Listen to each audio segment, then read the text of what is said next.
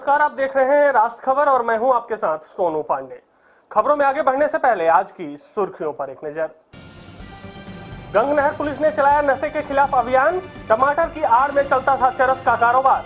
शातिर ATM hackers हुए गिरफ्तार। संबंधियों के कार्ड का करते थे इस्तेमाल। देवभूमि स्वर्ण समाज द्वारा बैठक का आयोजन। समान नागरिकता पर समान आयोग की मांग।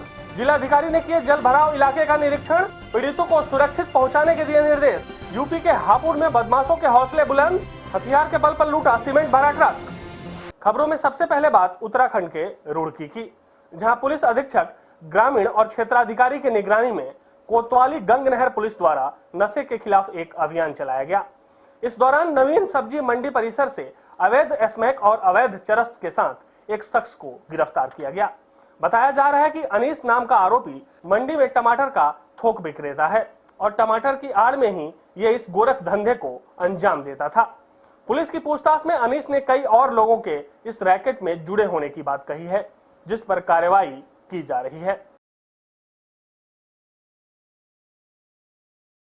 काफी समय से सूचना मिल रही थी कि मंडी में एक व्यापारी युवक जो कि टमाटर का कारोबार करता है, इस कारोबार की आड़ में अवैध और नशीली चीज़ों का भी कारोबार कर रहा है। पुलिस द्वारा मुखबिर की सूचना के आधार पर उसे रेड किया गया तो उसके कब्जे से 5.5 ग्राम स्नैक और 200 ग्राम चरस बरामद हुआ है कल रात्रि में। उसके बाद उसको गिरफ्तार कर लिया गया है और आज कोर्ट में पेश किया जाएगा। खबरों में आगे बढ़ते हैं और बात करते हैं उत्तराखंड के दिनेशपुर की, जहां रुद्रपुर के कैंप स्थित मजदूर की 4 साल की बच्ची 3 मंजिला छत से गिरने से बुरी तरह घायल हो गई, जिससे पास के अस्पताल में ले जाया गया, जहां डॉक्टरों ने उसे बरेली रेफर कर दिया, जहां उसकी हालत नाजुक बनी हुई है। उधर सोशल मीडिया के माध्यम से घटना की जानकारी मिलने पर टोनी ग्रुप एनजीओ के अध्यक्ष ने बरेली अस्पताल पहुंचकर नन्ही सी बच्ची के इलाज के लिए आर्थिक मदद की है। बताया जा रहा है कि टोनी ग्रुप के एनजीओ पहले भी काफी लोगों का मदद कर चुका है।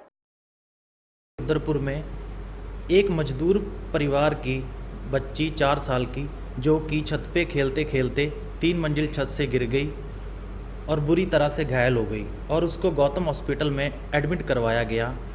उसकी गंभीर हालत होने के कारण उसको बरेली हॉस्पिटल में रेफ़र कर दिया गया और वहाँ हमारी एनजीओ टीम के सभी भाइयों के सहयोग से बरेली पहुंचकर उस बच्ची की आर्थिक मदद की गई।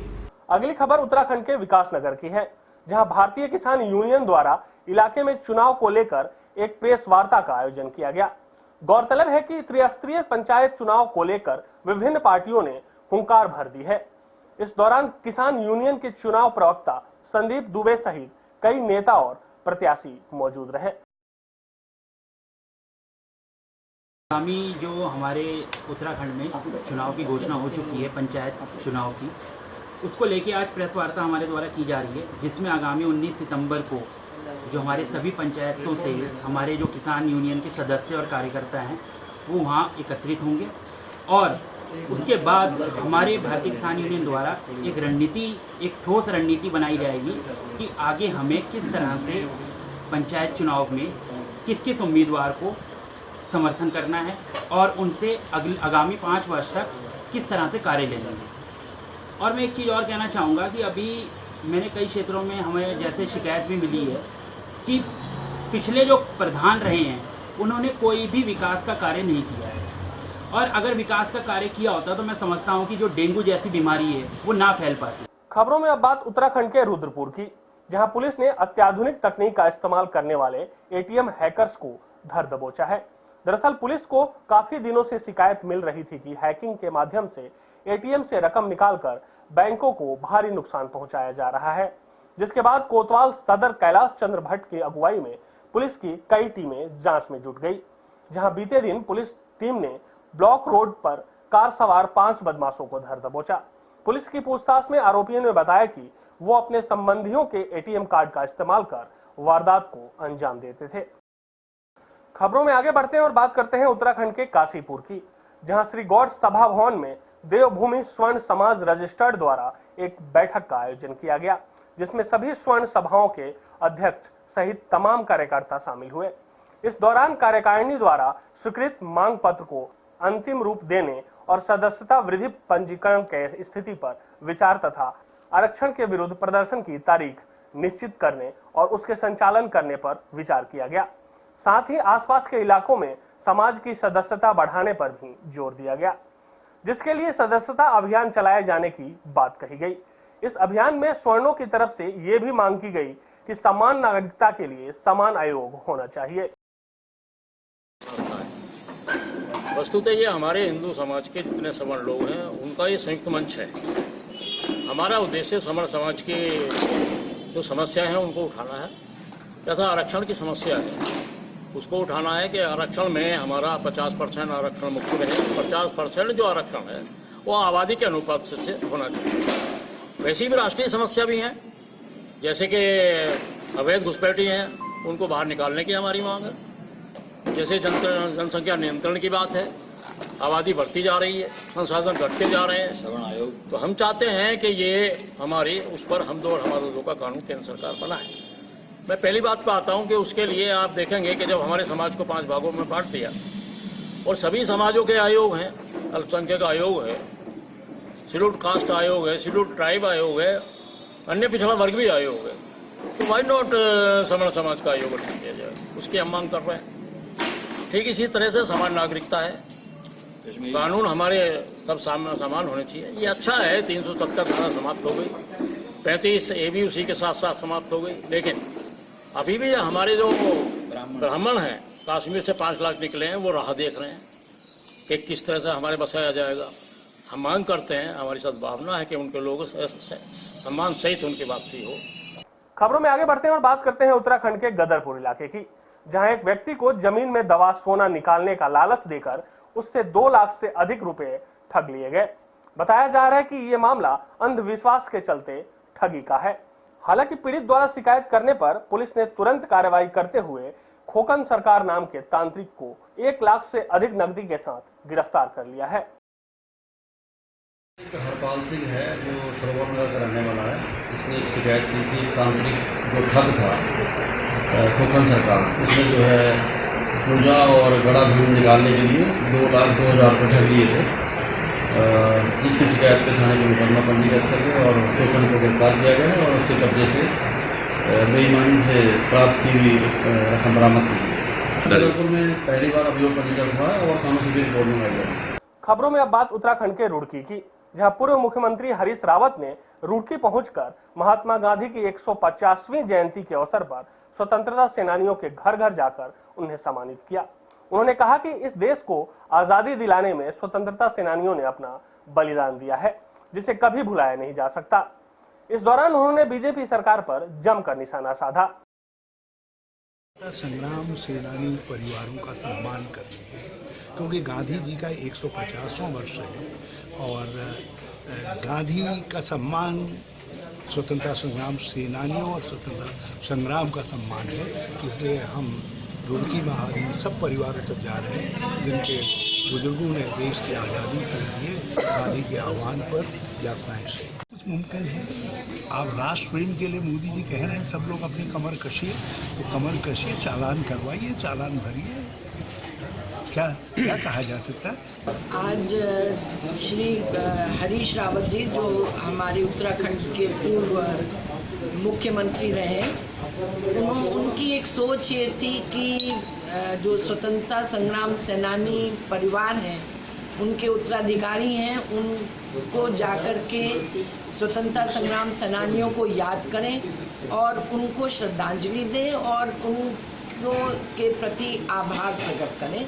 इस संदर्भ में हरीश रावत जी सभी स्वतंत्रता सेनानी परिवारों के यहाँ गए और सबको सम्मानित कर रहे हैं। ये एक बहुत अच्छी सोच है। मुसलमान की बात नहीं करनी, हमें हिंदुस्तान की बात करनी है, हमें गरीब मजदूर अल्पसंख्यक सभी की बात करनी है। ये ध्रुवीकरण है, ये कुछ जो बात है इसमें कुछ नहीं रखा, ये काल्पनिक है। सब लोग प्यार से रहते हैं। 24 घंटे में अगर लड़ने की बात करी जाए तो 1 घंटा, आधा घंटा, 2 घंटे मुश्किल से पूरा पा लेंगे। 22 घंटे हमें शांतिपूर्वक ही रहना है। हम राष्ट्रपिता महात्मा गांधी की संतान है।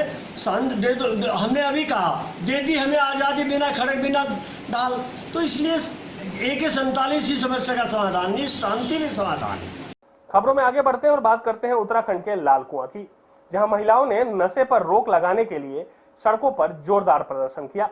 इस दौरान महिलाओं ने कहा कि नशा धीरे धीरे बढ़ता जा रहा है और अब ये एक जहर बन चुका है जिसका सेवन कर युवक अपनी जान ले रहे हैं। उनका कहना है कि आसपास के इलाके में तकरीबन 30% नौजवान स्मैक और चरस का नशा करने लगे हैं। महिलाओं का आरोप है कि पुलिस से शिकायत करने पर भी पुलिस कोई उचित कार्रवाई नहीं कर पा रही है। हम लोग आज सभी महिलाएं यहाँ पे चौकी पे घेराव किया है नशा मुक्ति के विरोध में। यहाँ पे हमें आश्वासन मिला है कि 1 हफ्ते के अंदर आपकी मांगे पूरी होंगी है नशे के खिलाफ। और हमारे यहाँ हल्दूचौड़ में बहुत नशा चला है, उत्तराखंड में पूरा नशा चला है। कौन सा नशा होता है यहाँ पे? यहाँ स्मैक, चरस और शराब। कौन लोग बेचते हैं? सर ये बाहरी लोग आते हैं, हमारे उत्तराखंड को खत्म करने के तदार में होंगे, तभी उनकी नज़र यहाँ उत्तराखंड की ओर है। और हमारे बच्चे जहाँ बीटेक करने जाते हैं, देहरादून वगैरह कहीं भी जाते हैं, वहाँ भी होटलों में और हॉस्टलों में भी नशा। पुलिस क्या कार्रवाई नहीं करती? नहीं कर रही होगी। हम तो कब से कह रहे हैं, 1 हफ्ता पहले भी हम कार्रवाई करने के लिए बोल गए थे। अकेले हमने धरना भी किया था। 1-2 जने के आने से कुछ नहीं होता जब तक सारी महिलाएं नहीं। अगली खबर भी उत्तराखंड से है, जहां एक ऐसा वीडियो वायरल हो रहा है जिसमें 4-5 युवक जय श्री राम के नारे के साथ तमंचे लहराते और फायरिंग करते हुए दिखाई दे रहे हैं। तेजी से वायरल हो रहे इस वीडियो में एक युवक हिंदू धर्म की रक्षा के लिए मोबाइल फोन की जगह तमंचा खरीदने की बात करते हुए दिख रहा है। इस दौरान एक युवक गालियां देते हुए एक समुदाय से निपटने की भी बात कर रहा है। हालांकि अभी ये साफ नहीं हो पाया है कि ये वीडियो कहां पर शूट किया गया है और ना ही इन बेखौफ युवकों की पहचान हो पाई है। लेकिन सबसे बड़ा सवाल यह है कि आखिर इन युवकों के पास अवैध हथियार कहां से आए।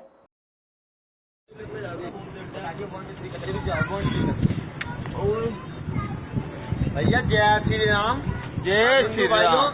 सबके लिए बोल रहा हूँ, 5000 का फोन मत खरीदो, 2500 रुपए का कट्टा खरीदो और बोलो जय श्री राम और उसके बाद सामान लोड करो और चलाओ गोली। बोलो जय श्री राम भाइयों, भाई बोलो जय श्री राम। जय श्री राम। बस यार कैसे बात करो। जय श्री राम। जय श्री राम। जय श्री राम भाइयों। भाइयों जय श्री राम। हिंदू भाइयों से ये हाथ जोड़ के नहीं बदले, 50,000 का फोन मत खरीदो, 2500 5000 का कट्टा खरीदो और अपने हिंदू दल को बचाओ। देखिए, ये जो आप वीडियो जिसकी बात कर रहे हैं, ये अभी तक तस्दीक नहीं हो पा रहा कहाँ का, जिसमें कि कुछ बच्चे, कुछ लड़के हवाई फायरिंग करते हुए दिखाई दे रहे हैं। ये अभी तस्दीक नहीं हो पा रहा है ये कहाँ का है, किस जगह बना है, किस समय बना है। अतः जब तक ये तस्दीक नहीं हो पाता हम भी तस्दीक कराने का प्रयास कर रहे हैं। यदि हमारी एरिया का कहीं का होता है तो उसमें हम जाँच करके आगे कार्रवाई। खबरों में अब बात करते हैं उत्तर प्रदेश के बुलंदशहर की, जहां मौसम बदलने पर सियाना इलाके में वायरल बुखार तेजी से फैल रहा है, जिसके चलते अधिक से अधिक लोग बीमार हो रहे हैं और अस्पतालों में पीड़ित रोगियों की लंबी लंबी कतारें लगी हुई हैं। नगर अस्पताल में भी वायरल बुखार से रोगियों को परेशानियों का सामना करना पड़ रहा है। हालांकि डॉक्टरों का कहना है कि सावधानी बरतकर रोगों से बचाव के उपाय किए जा रहे हैं।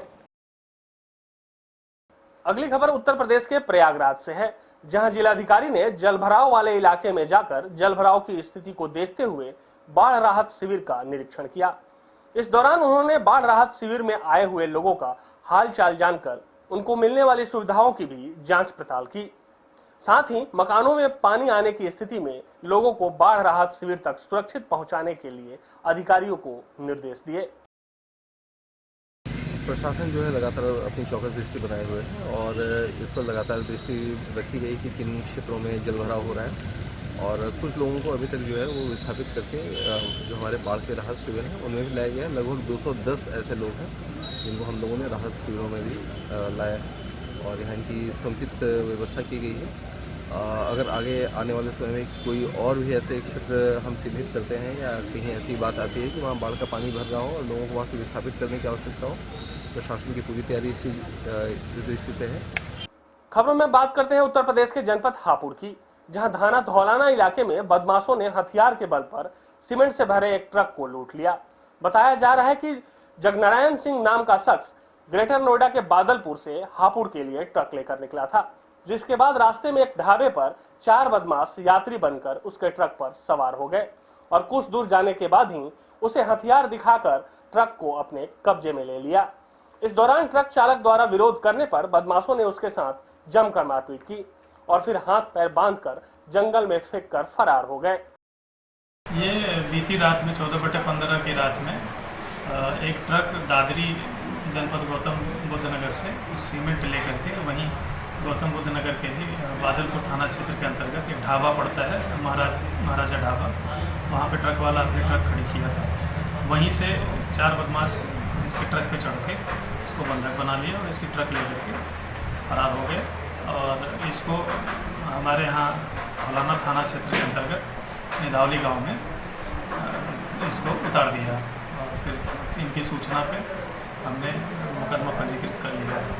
खबरों में अब बात हरियाणा के बहादुरगढ़ की, जहां डीएसपी अजायब सिंह ने वाहन चालकों को नए मोटर व्हीकल एक्ट के नियमों और जुर्मानों के प्रावधान के बारे में जानकारी देने के लिए टीम सड़कों पर उतारी, जहां लोगों को यातायात के नियमों का पालन करने के लिए प्रेरित किया गया। इतना ही नहीं, बिना हेलमेट दोपहिया वाहन चलाने वाले लोगों को डीएसपी ने अपनी ओर से नए हेलमेट देकर उन्हें सुरक्षा के नियमों के प्रति जागरूक भी किया।